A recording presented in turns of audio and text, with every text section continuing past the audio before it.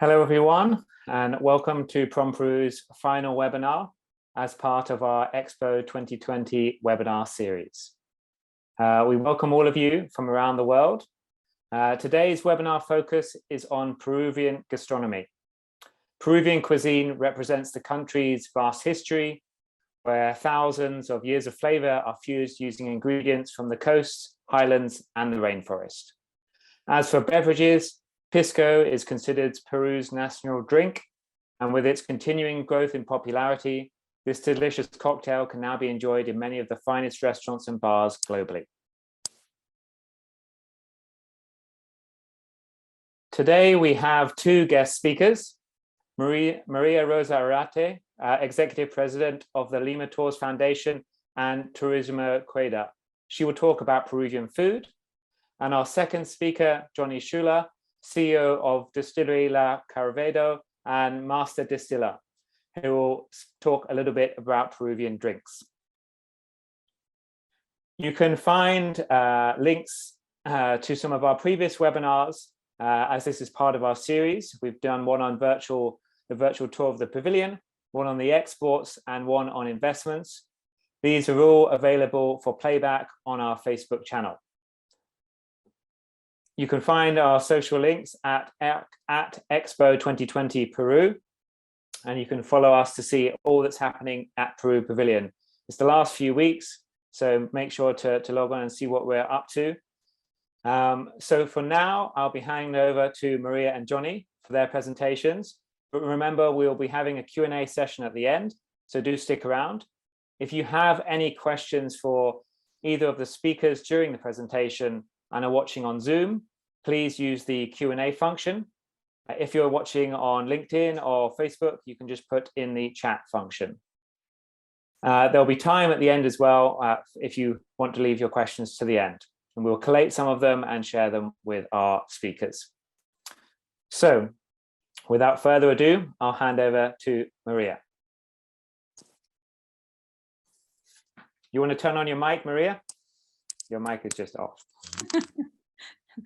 Thank you so much, William. It's a pleasure to be here, and just it's amazing all that I have to tell you about the paradise that Peru is, as the name that we've put in the presentation, a paradise for food lovers, and as Johnny will show you later, a paradise for drink lovers as well, good drink lovers. So as for myself, I can tell you that my relationship with tourism and gastronomy, it has many years, because I was born in a family passionate about Peru's richness and worked in the family leading tour operator for 2 decades. Then I started producing an annual restaurant guide. And because of that, I had to travel all around Peru for 2 years, discovering new places, new flavors, as we are such a rich country in produce and flavors. Can you imagine that you can eat more than a whole year without repeating a typical dish from Peru? Because we have more than 400, total, it's a 411 typical dishes from our 3 amazing regions, the coast, the Indian part, and the jungle. And then in 2010, I started a gastronomy web that you can find any news about Peru, www.eltrinche.com. And nowadays, most of my time is working in social responsibility, because there's a lot to do in our country, and to just sum up and be able and help to get more sustainable development of many communities throughout Peru. So without any more, next please, William. I've divided the contents in 5 main issues.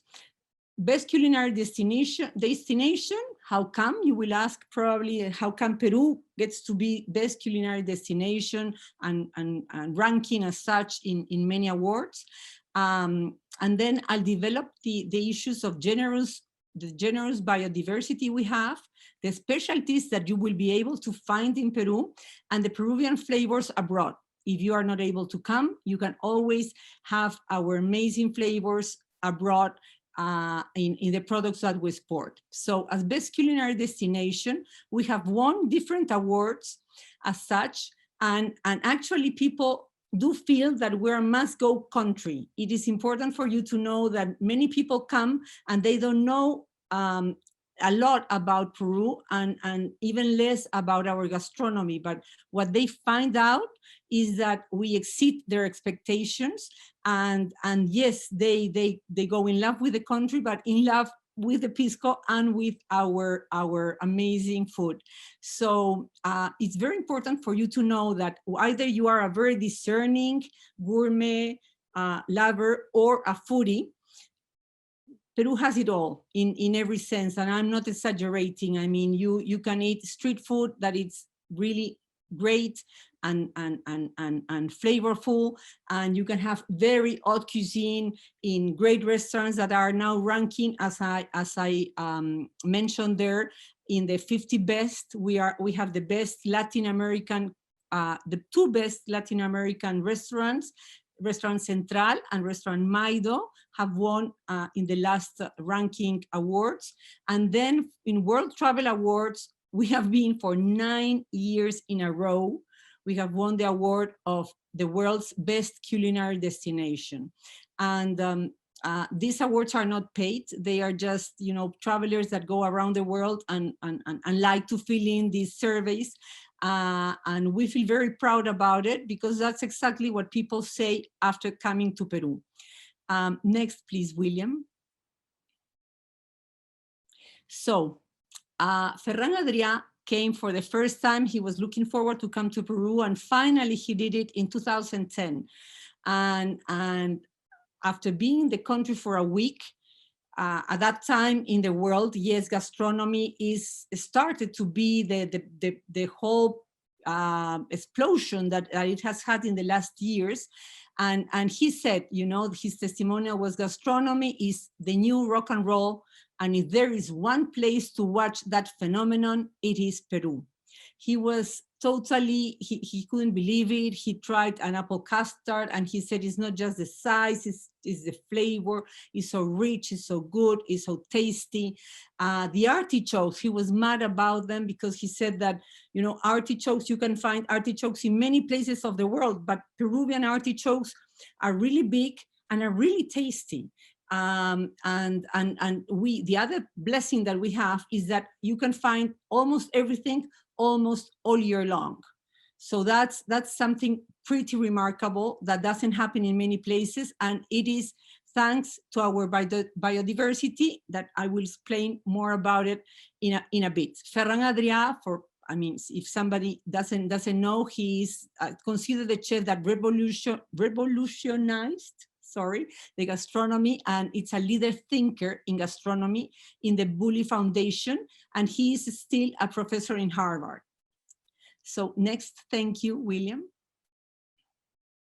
And so how come, you know, out of the whole world, we're considered to be, if not the best, one of the best? And how come we're so varied? Because in variety, we're the third country. China is number 1, France is number 2, and then it comes Peru. So how come? The interesting thing is that we're a melting pot, and many countries can be a melting pot, but in our sense, in our case, I'm sorry, the fusion has been very, very productive. Has been very positive, because since the Incas, you know, the Incas were an empire that was very strong, that was very powerful, and that conquered a lot of other tribes. But when they did so, they never ever said, you have to do things like this. You have to grow your corn like this. They just said, how do you do things? How do you cultivate? So continue doing that. They put a lot of rules in the sense of political and economical issues, but not in the sense of creativity or how the people handle their daily lives. So it's amazing, because that's why we end up having more than 4,000 types of potatoes. we have different altitudes. In that sense, you can grow different things at different altitudes, and it just depends how much do you just close your creativity or boost it. In the sense of that, Peru has a big creativity. We're very creative, fusioning, melting flavors. And for example, we had a big Japanese colony. We have a big Japanese colony, and the Japanese Peruvians are called Niseis or Nikkeis, and they just created a great cuisine that is a combination, the best of both realities, the best of the Japanese, the best of the Peruvian flavors and seasonings. So they gave birth to Nikkei food. And now you can find in many places in the world that some restaurants are more an expression of the Nikkei food, which is Japanese with a kick. Japanese with that blending of chili or of some, even Japanese normally don't mix so much meat maybe or so much seasoning. In Nikkei food, you can find that. Another very interesting thing is that in Peru, for example, after the Japanese came, we all eat rice. White rice is, every single house has to have white rice every single day. So that's something that we have acquired as a country, the whole country. In African Peruvian, the melting came with anticuchos. Anticuchos, you will see a picture afterwards, is a preparation that has a lot of seasoning, and it came from the Africans that came with the Spaniards to work in the haciendas or in the houses, and we normally do them with a heart of beef or heart of cow, but you can do even with fish, the same preparation. Then after 281 years as a Spanish colony, we got all these like for the stews, the rices, and the very sweet, almost Arab desserts. Very interesting because we eat a lot with honey, with anise, with molasses, many tastes that are really, you can find in Arab countries, come in our pastries. From the Indian coastal and Selvatic products, we just melt them constantly and produce different dishes. The chefs are really creative. And the Italian Peruvian left in the Italian Peruvian fusion of families when the Italians came to Peru in the First World War, approximately. We have a very strong colony, and they came with pasta. And can you imagine that panettone, which is this Christmas bread, sweet bread, that is eaten all over Italy, it's eaten in Peru in every house, no matter how simple the house might be or how difficult their situation might be. If they don't have even a small panettone, it's not Christmas for them. So that's the way that we Peruvians incorporate into our daily habits, different flavors and different traditions from the world. And then last but not least, the Chinese Peruvian is created not just Chinese restaurants, but we call them chifas. And we have in Peru more than 5,000 chifas all over the country. And in every house, you can have fried rice. We call it chaufa, and it's for us it's a Peruvian dish already, even though it's quite inspired in the chaufa, in the rice, in the fried rice, Chinese fried rice. Thank you, William. Next, please. So the other reason is that we have a very generous biodiversity. I already mentioned that we have more than 4,000 kinds of potatoes, and we have several other tubers like the oca and the mashua and some others. And we have the richest grains that you can find all over the world now that are so healthy, like amaranth and quinoa. It is very important to know that we, apart from the very defined regions that I already mentioned, the coast, the Andes, and the jungle, we have 84 of the 117 ecosystems in the world. That makes us one of the top 10 countries in the whole of the biodiversity map. So next, please. And then in this biodiversity, you will find that we have more than 350 types of capsicum, which is the hot peppers. It's very interesting because you can find them all over Peru, in the north, in the southern part, in the central, and in each of the regions. I already mentioned that the artichokes are extremely tasty and so big and so hearty.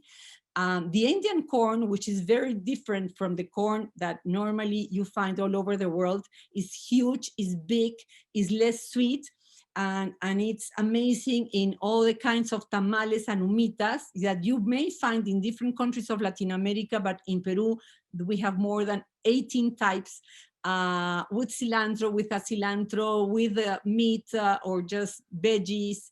And so if you do come, please try to taste many of them because they are really nice at any time of the day.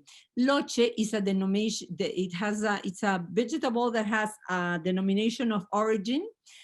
It's original from Lambayeque in the northern part, and it's a great type of butternut squash, different from other ones that we include as main ingredient in many of the dishes of the northern coast. Purple corn, it is great because it's a very healthy corn that is the base of our national non-alcoholic beverage called chicha morada, which is just, you put a lot of this, like 2 kilos or 5 pounds of this purple corn to boil in water with some apples, some pineapple, and some cinnamon, and maybe some anise star, and it's just delicious.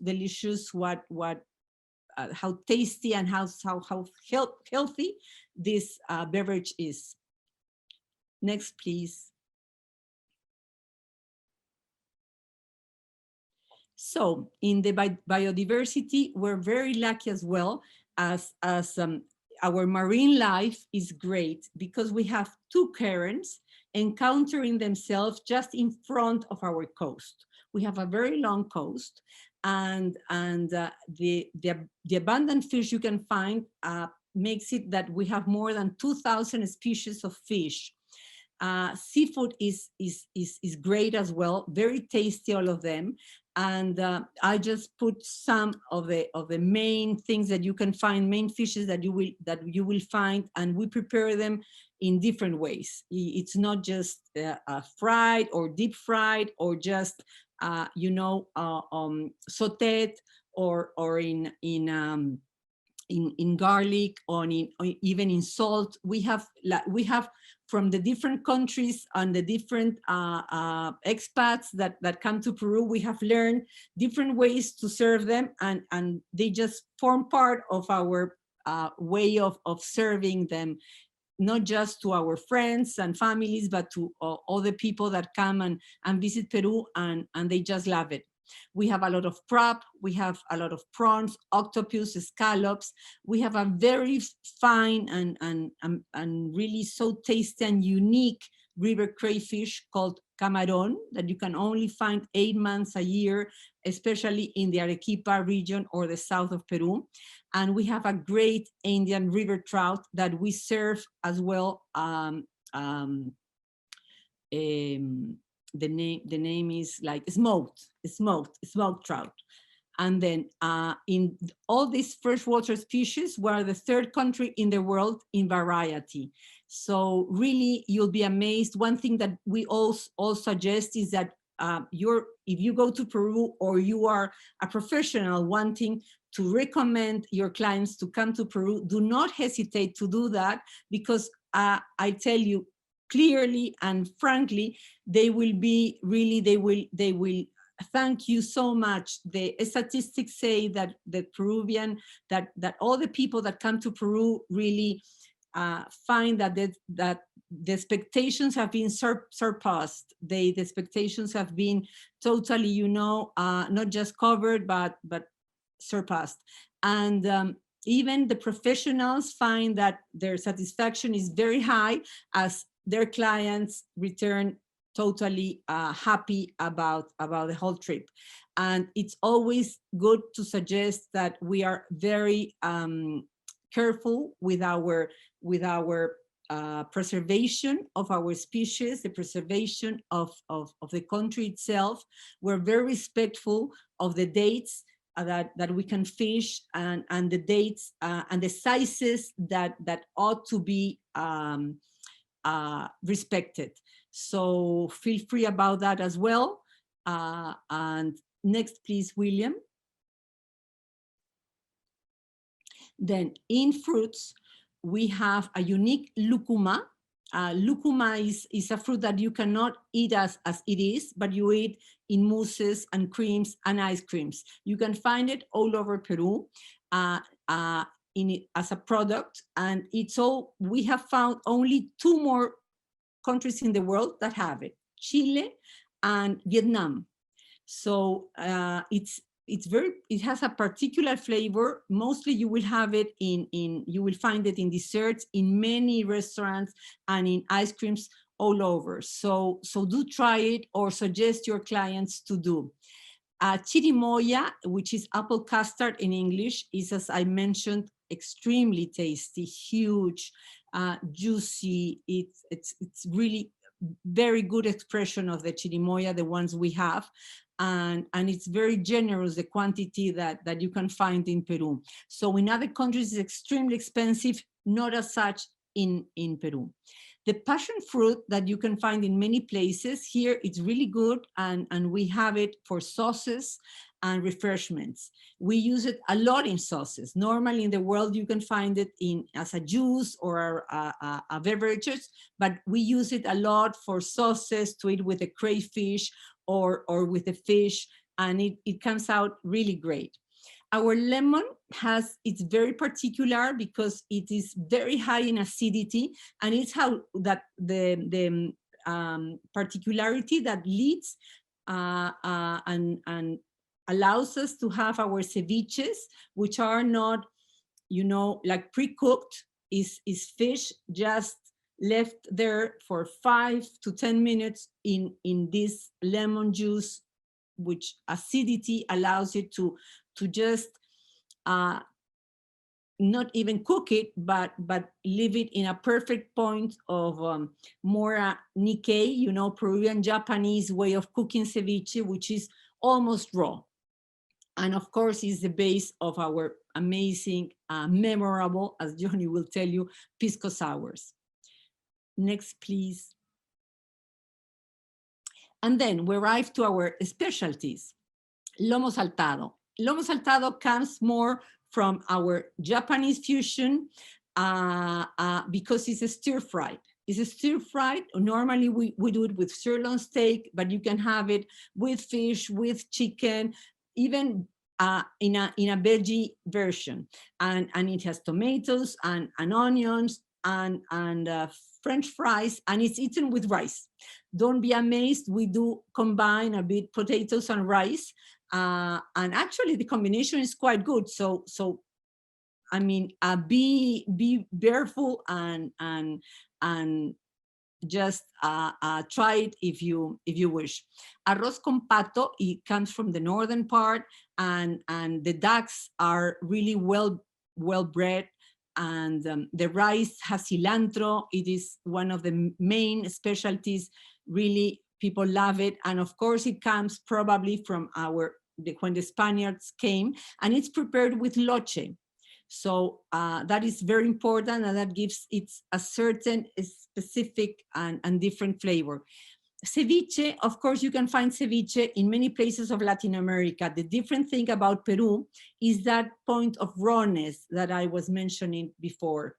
That rawness is the thing that gives it its fresh and really memorable, delicious taste. And you will find many types of ceviche. So bear in mind that you can have it as just, and don't be afraid about the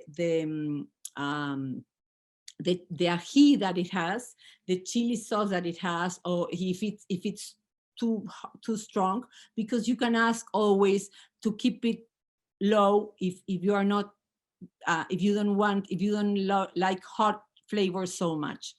The causa is a preparation of smashed potato with olive oil and some hot pepper sauce. It is not hot itself. It's just because of the flavor. The hot peppers that we have a very distinctive flavor. So it's just not the fact that you will find it like hot and too spicy. No, but the flavor is very nice, and it combines a lot with our cultural expression through food. The anticuchos that we already mentioned, and the tiradito, it's a great invention of the Nikkei version of our food, because and that's totally Peruvian. Whenever you see tiradito now, very much in fashion all over the world, think of Peru, because it was born in Peru, bred in Peru, and in Peru it shines like it doesn't shine anywhere else, because of our flavors and the way our great chefs just cut the fishes and the seafood and the combination they do with the great avocado that we have. So it's a must try for sure. Next, please, William. Then in sweets, as I mentioned, we have very sweet sweets. We have amazing and delicious ice creams because of all the fruits that we have. So that's great. And in many cases, they don't add much sugar. But apart from that, we have the alfajor and the picarones, which are fried. The alfajor is like a sandwich of this pastry, just like a shortbread with butter, and this nice sweet, very sweet sauce in the middle.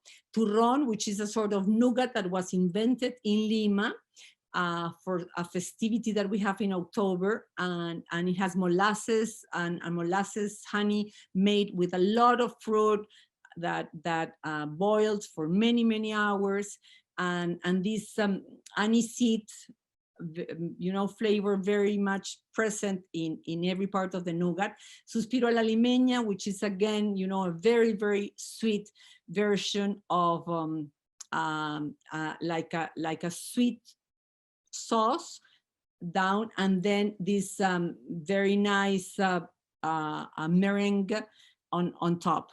So yes, many people, I have to confess, find it extremely sweet.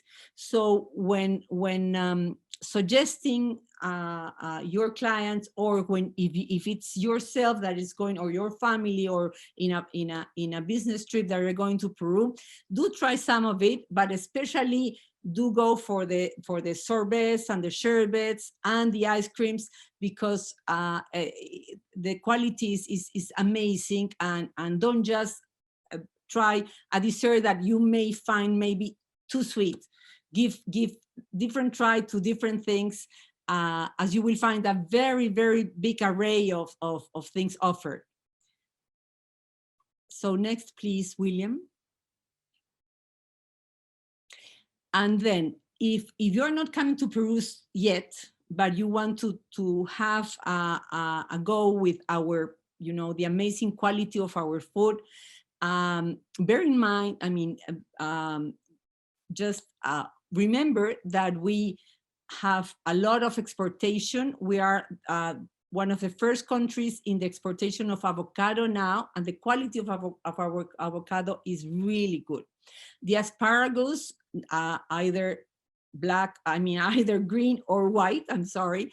The grapes are great, seedless. The red globe, we have 5 kinds of great grapes already. Hello? So I said that apart from the grapes, we have mangoes, pecans, and you may find that anytime, and you will find some of our flavor.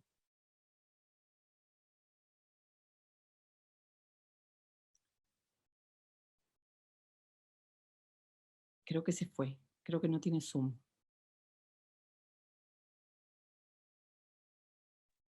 it can continue. It's okay. It seems no issue. Oh, You can perfect. continue, Maria. Thank you.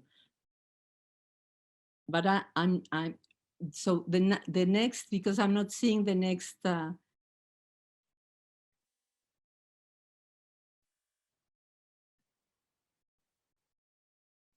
You're on the coffee page.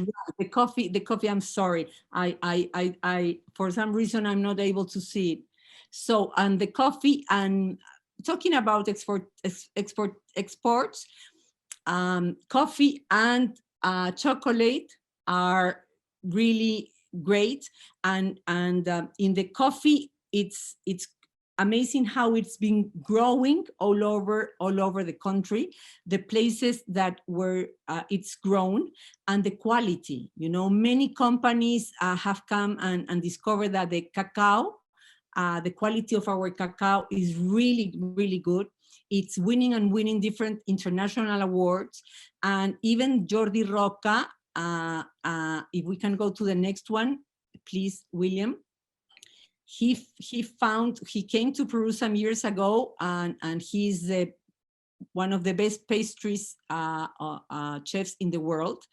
And he's still the pastry chef in the Celer of Can Roca, a great restaurant in Girona, Spain. And he has now opened a hotel and a whole shop, more than a shop, place to discover new tastes of chocolates from all over the world. And he did that after a year of going from one place to the other, trying to find the best cacao beans. So he went to Venezuela, Madagascar, different places in the world, and he found that the quality of the Peruvian cacao was amazing. So we are very, very thankful for that. And we feel that all of this richness is really a privilege that we have, and that we have to share with all of you. And we are amazed to do so. And I think it's the last one, right? William, There's one more slide from David Bellamy you've got up here. Right. A quote from David Bellamy. The last one coming. And yes, I wanted to close. You know, you may think that well, we are so passionate about Peru that we just like everybody is about its own country, that we just feel that well, everything is so great, everything is so amazing, and we are unique in this and unique in that. But that's why I put some testimonials from people that are knowledgeable about their things, and they too are amazed after knowing Peru, after tasting some of our things, after finding out about our cacao beans and the quality of our chocolate.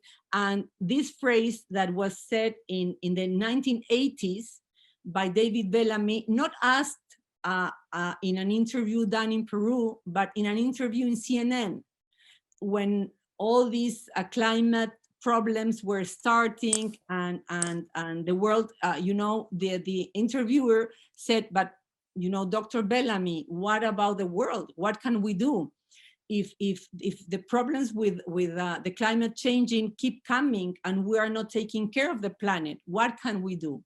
And that was his amazing answer. He replied, if the catastrophe would come, and if I could only choose one country to save, I would save Peru, because from Peru, we can reconstruct the whole planet. Can you imagine? Can you imagine? So please do come. Please tell your clients, tell your friends. Peru is an amazing country. It will exceed your expectations. You will really enjoy it, not just because of its gastronomy, but because of its history and because of its lovely, amazing, yum pisco sour. So I please, Johnny, enchant them all with your knowledge. Thank you very much, Maria. That was great. I think everyone in the audience is probably very, very hungry right now. So thank you very much for sharing all your knowledge about food. Really, really interesting to hear. I'm sure people may have some questions a little bit later. But now on to our drink expert, Mr. Johnny Schuler. Please begin.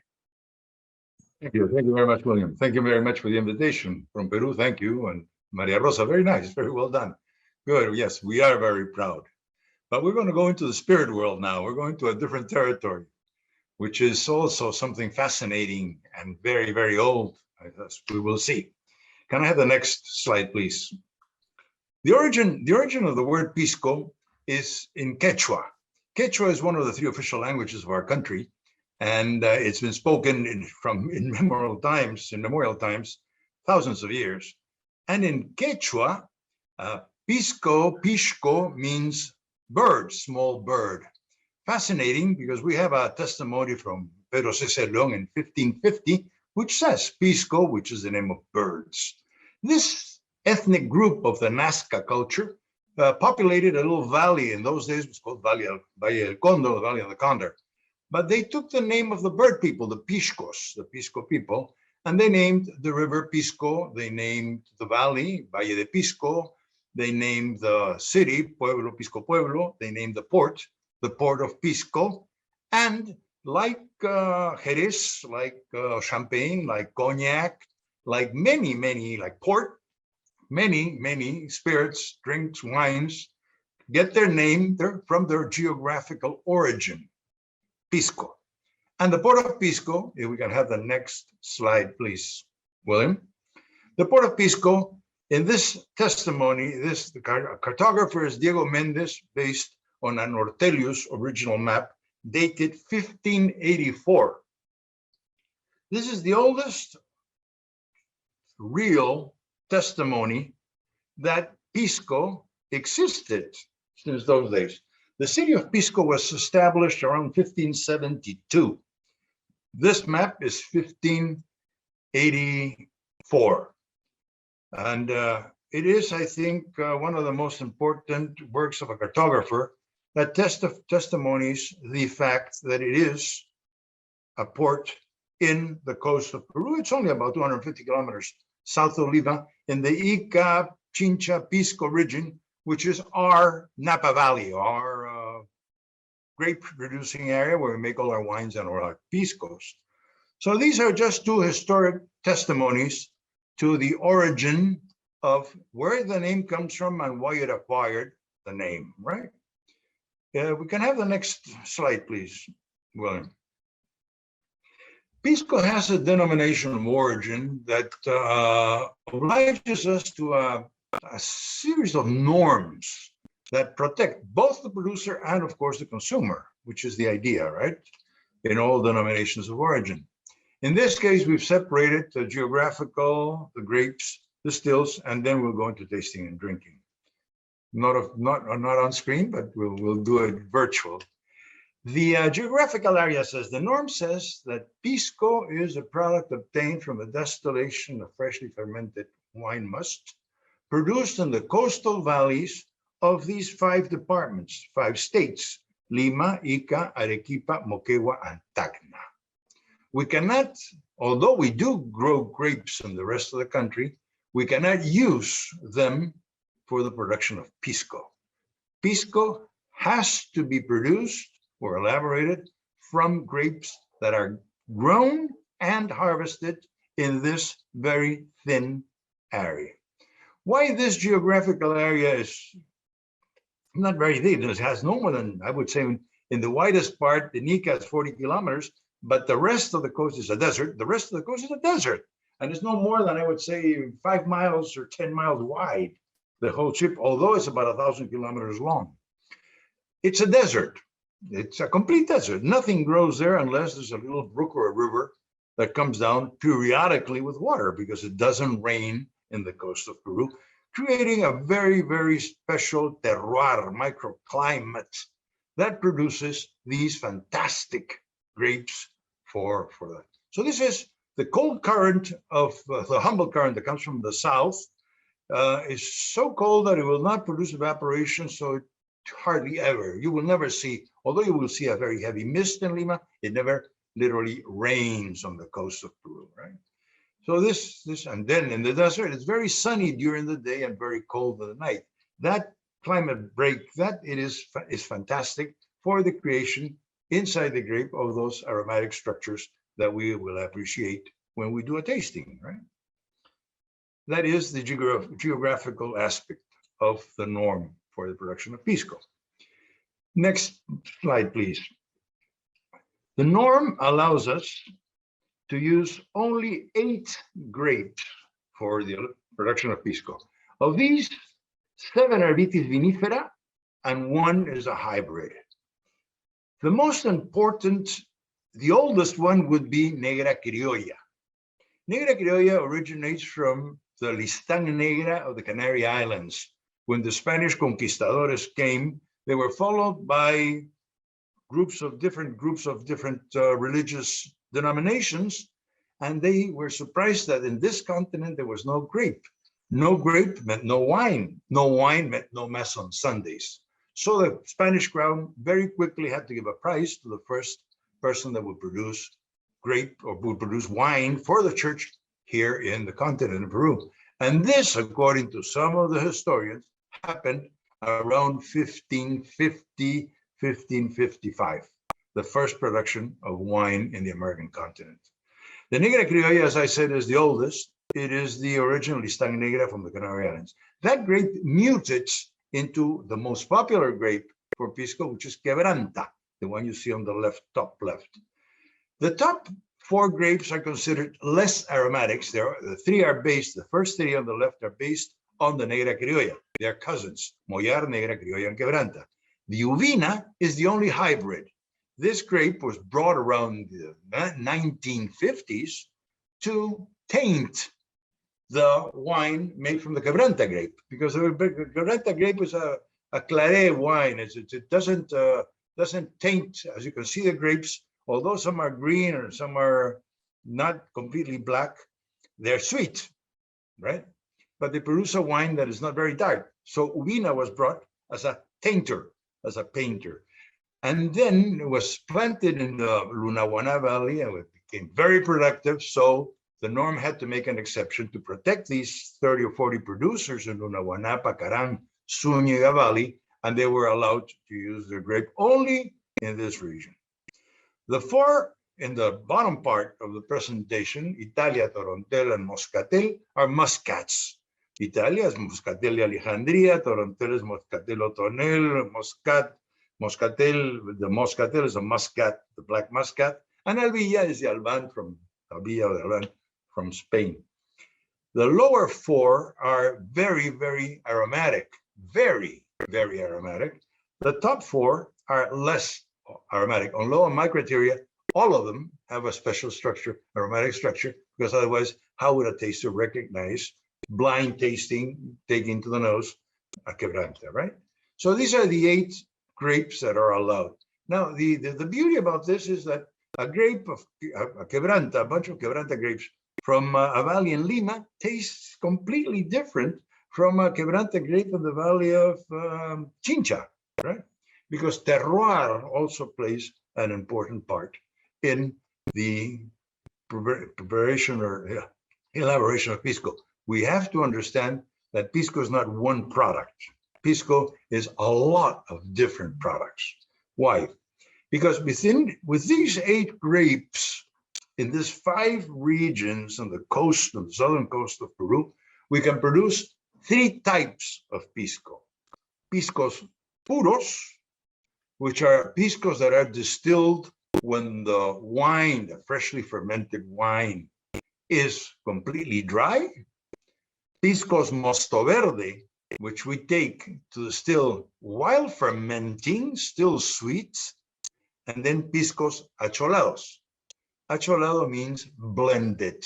You can blend 2, 3, 4, 5, whatever you want, different grapes, and you make your own home blend. And each producer, there are about 500 distilleries in the coast of Peru, and each one has their own secret recipe for their own or proper acholado. So each one, hey, yours is better, mine is guy. Why did you put more Italia, less, more Torontel, a little bit more Negra Criolla? So each one has his own. The norm says between 38 and 48 degrees of alcohol by volume, right?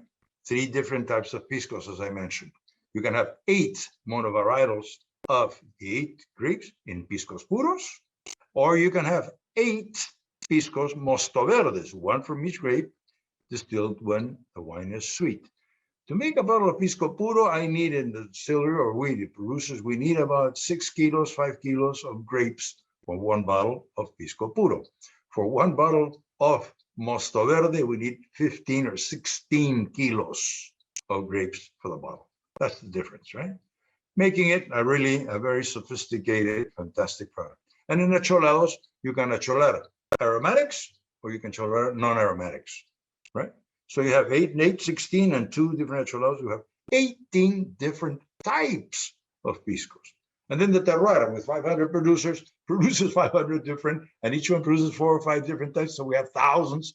We have a lot of tasting to do to satisfy your curiosity of how many piscos we really have. So it's important to understand that it's not one product. It's not one single product. Pisco is a fantastic basket of spirits. Very important. Next, please, William. In the preparation, in the distillation of pisco is where we separate the different types of piscos. Again, I am a very classical, abiding by the norm producer, and I was part of the elaboration of the norm about 25 or 30 years ago. And here's where the singularity begins. We are not a product made from pomace, skin stems, like a grappa. I love grappas. Like Orujo Galicia, I love Orujo Galicia. There's some fantastic grappas, fantastic Orujos. Or like a Tristan. We are more like, I would say, like a cognac or an Armagnac. We're distilled from a freshly fermented wine, right? So with big singularity. But then the singularity keeps on going here when we have different things in the part of distillation properly. First, we must use copper pot stills. There's 2 types. The French Charente copper pot still that you see in the picture on the left, or the Falcas, which you see, which are primitive stills that you see on the picture on the right. Most of the producers have one alambique or copper pot still, and a Falca, right? They produce similar. You have to be too much of an expert to really notice the difference between both. There is a difference. A Falca is more primitive. A copper pot still rectifies a little bit more, purifies a bit more. The singularity is single distillation. We are not allowed to go twice, 3, 4 times through the still. We must distill only once, 1 pass through the still, and we have to reach that 43, 42, 44 degrees of alcohol that we have to put in the bottle. Why? Because we are not allowed to use water to regulate the alcoholic content in the product.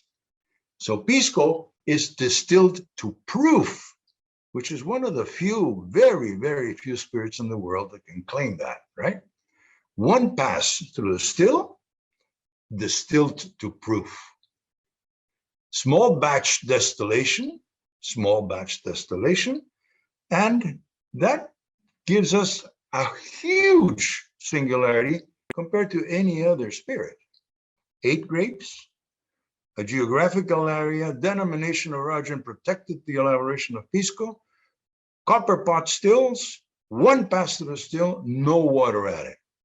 That is very, very singular. That is unique. Because you look at a bottle of scotch, it's distilled twice, needs water. Water is used to regulate the alcohol content. It's the same with tequila, it's the same with brandy, it's the same with cognac, it's the same with gin, vodka, rum. They're all distilled twice or more, and they all use water, which is the normal way of doing it. You have to use water to regulate the alcohol. It's against the law here. So what you're drinking when you're drinking a good bottle of pisco, you're drinking what Pachamama, what Mother Nature gave us, the essence, the purity of the earth, the ground, the plant, the cepage, the sun, the water from melting glaciers in the Andes that trickle down to the coast. Pure grape juice, nothing added. Even the fermentation has to be done by natural. We cannot add artificial yeast. It has to be natural wild yeast. So very, very, very singular, as you see, complicated, but different and very, very, very, very good. Can I have the next still, please? I think William has gone down to the bar and buy a bottle of pisco somewhere. William, can I have the next still, please? It's changed here onto the tasting slide. It might be. Okay. We are in the tasting. I can't see it here, but okay, we're in the tasting. Eyes, nose, and mouth. Sight. There we go. Pisco is, as I said, a clear product because the last singularity of the ones I mentioned before is that the fact that we cannot put it and we cannot age it in wood. Why? Again, because we do not want to change the absolute original aromatic and flavor structures that Pachamama, that Mother Nature gave to that grape. We don't want to put exogenous aromas. We don't want oak. We want fruit. That has to come to the nose. That's beautiful. So we don't want color. We have to have it completely clear as it comes out from the still. As a matter of fact, the piece of architecture you see behind me is a still that dates from 1684. We have the documents, the papers are there, the historians have certified this, and it works perfectly well. That's how old some of our distilleries are. Beautiful. So let's get back to tasting. Unfortunately, we don't have all a glass. I do, but we're not going to do it on the program. You take a glass, you serve yourself. A glass has to be the Afnor glass, the one you see in the picture, which is the official tasting glass for tasting in competitions.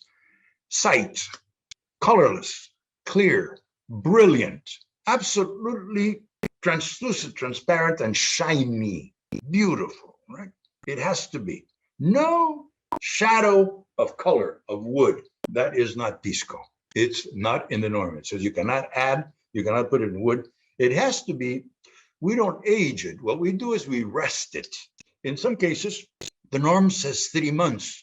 In some cases, some producers like us, some of our products, the Mosto Verde especially, we let it rest for 2 years or 2.5 years because we feel in bulk, in big containers, that will not contaminate, change color, change flavor, change aromas, right? Stainless steel or glass-lined cement tanks, 50,000 liter glass-lined cement tanks. That's the only way you can keep it. You don't want anything that will change the aromatic structure. So in sight, clean, colorless, brilliant, and it shines like if you would have put diamonds in bain-marie and made them liquid, it sparkles. It's shinier than water. If you put a glass of pisco in a glass of water, you're going to see that the brilliance of pisco is amazing. Liquid diamonds, right? Liquid diamond, beautiful. Then we take it to the nose. Of course, it is 41, 42, 43% alcohol by volume. It is strong. But in our case, pisco cannot hurt your nostrils. This is not something that will, when you aspire gently, it should not burn, right? It is the impression strong because it is 43% or 42% alcohol is strong, but it shouldn't be aggressive. It shouldn't be burning because otherwise you would lose perception, the ability to interpret the expressions you're perceiving, right? So there has to be a balance between the aromatic structure and the alcoholic structure.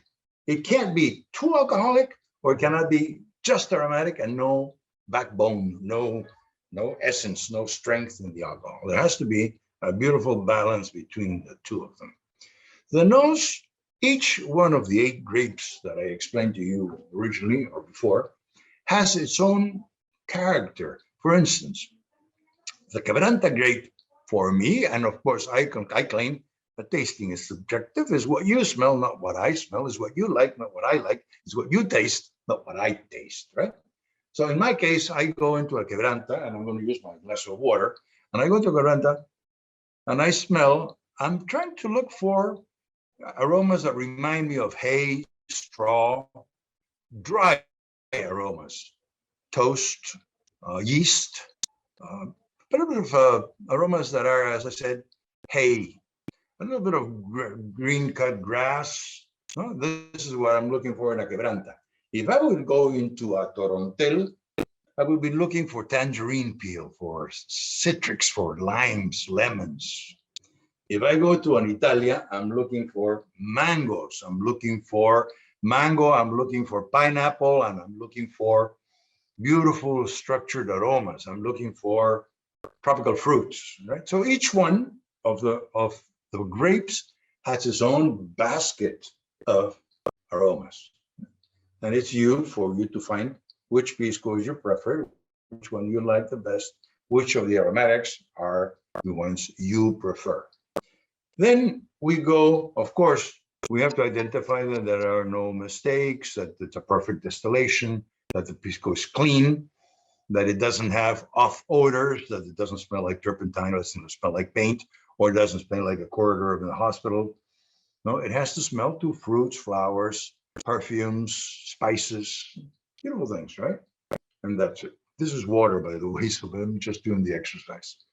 And then we go to the mouth, the taste. The taste, we bring it, and we're a small swallow. We don't swallow the big. As I said, this is water. The taste, again, has to be very smooth on the palate, although it is, again, 41 or 42% alcohol, 43. And there are some that are fantastic at 47 or 48 degrees of alcohol. Trust me, high-proof piscos are really delicious, but they're not too many produced, but there are ones that are really fantastic. They're very, very smooth to the palate. Of course, they're a little bit warm when you drink them for first time, because it is 41% alcohol is a lot of spirit to try. But it doesn't burn. It doesn't give you. You're not drinking a barbed wire shot of pisco. Don't shoot pisco. Sip it, please. It's a sipping product. It's not a shooting product. So sip a good glass of pisco, like the glass of Nor, the one I'm using, which is like a small sherry glass, and try that for tasting, and do it. Go and find a bottle of that of pisco, the one your favorite, in your liquor store.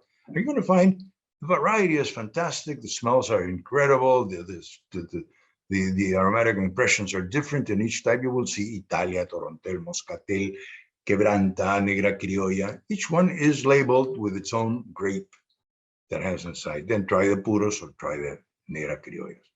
I think I'm trying to, we don't have that much time. I could speak for a couple of hours on the subject. I've written 3 books on it. But this is in a nutshell what pisco is.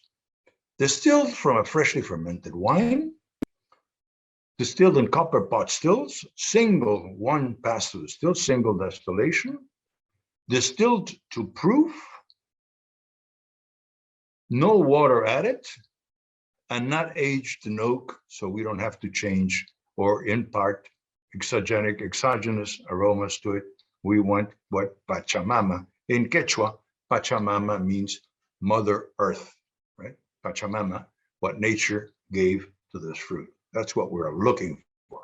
This is what we need, and that's what we are bottling. We're bottling pure nature.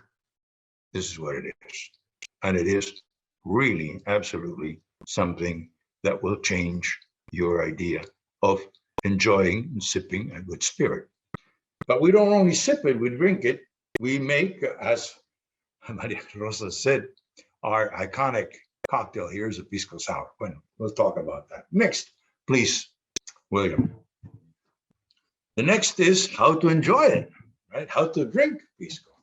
Of course, as I said, I, as a master distiller, enjoy it very much. Absolutely neat. In a glass, like you see on the left, is, by the way, it's a glass I designed for pisco, which we use now very popularly here in Peru.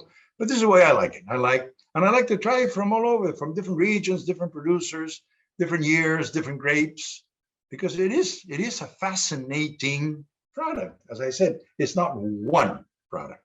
It's a huge, I don't know, what do you call it? It's a huge basket of different products. But the iconic drink is, of course, the pisco sour. Pisco sour is very, very simple to make. People say, no, complicated in a bar, they don't want to work. No. 3-1-1. 3 ounces of pisco, 1 ounce of lime juice, that lime juice that Maria Rosa showed us, with high acidity. 1 ounce of lime juice, 1 ounce of simple syrup, very easy to make. 1 cup of sugar, 1 cup of water, boil it, cool it, simple syrup. You got it. And then egg white, ice, shaker, good shake, and then 1 drop of bitters on the top. Period. That is a pisco sour. But what is pisco? Pisco, again, friends, is the most, I would say, and excuse me, but I own restaurants, and I like to sit in the bar and enjoy a drink before my lunch or my dinner. Pisco is a fascinating product because of its mixability.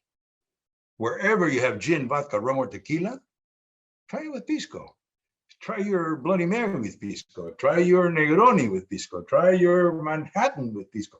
As a matter of fact, we have a Manhattan here, Manhattan type cocktail, which is called Capitan, which was developed by the influence of the Italians that Maria Rosa mentioned also.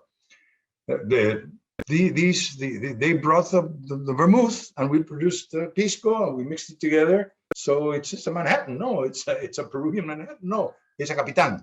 This happened here around the, I would say, the end of the 1800s or the very beginning of the 1900s, when we were already drinking this cocktail, right? They say that originally there were 2 shot glasses separate, and then somehow they got mixed with a slice of orange or a cherry inside. It is a fantastic drink. The versatility of the product is amazing because it gives your cocktail character. It gives it roundness. It gives it structure, and it gives it flavor because you're putting fruit into your cocktail, and you're not putting wood. No pun intended. No, but it is a clean, beautiful, fantastic, well-tasting spirit that combines very, very, very well with any cocktail or any soft drink you want to use. Our most popular is a Chilcano. Chilcano, Chilcano, is just 2 ounces of pisco, a lot of ice, a few drops of bitters, and ginger ale up to the top. Period. Add a slice of fresh ginger in there, and you'll make magic, and you'll enjoy it. It's very, very, very nice. So this is what it is. Pisco is our national drink. It's in our DNA. It's in our music. It's in our painting. It's in our dancing. And it's a celebration, and it is in our moment of sadness.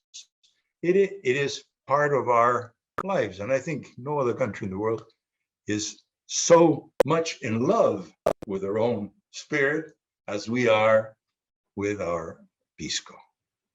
Gentlemen, I think this is our presentation. I hope I'm going to read this that Rudyard Kipling wrote back in 1899. He said, "The highest and noblest product of our age, I have a theory, it is compounded of cherubs' wings, the glory of a tropical dawn, the red clouds of sunset, and fragments of lost epics of dead masters." Imagine, he was drinking a pisco cocktail. Fascinating. Well, that's what it is. It is a fascinating drink. And pairing, of course, it goes with anything. That ceviche that Maria Rosa showed us with a clean glass of puro pisco puro, perfect. But if we go to the desserts, I would say, why don't you make a pisco sour with strawberries? So why don't you make a pisco sour with pineapple? Why don't you make a Chilcano with any fruit you want to use, right? So pairings, I would say, for ceviche and an appetizer, and for desserts, neat piscos combine fabulous. Cocktails depends on your taste of sugar, your taste of what the fruit, or what the sauce of the fish. You're eating a sol veronique where you have grapes in there. Why don't you try with a pisco cocktail with grapes inside, right? So this is what, again, versatility, pairing, neat, whatever, however you want to drink it, trust us. This is a product made by nature, by itself, that carries the essence of our country. This is what Pisco is. Thank you. Thank you, Johnny. That was a lovely speech. Really interesting. I think we all know the depths of how how Pisco is really a very much more diverse drink than I originally took granted for. So thank you for giving us all a really detailed explanation of everything there. It was really great to hear. Thank you.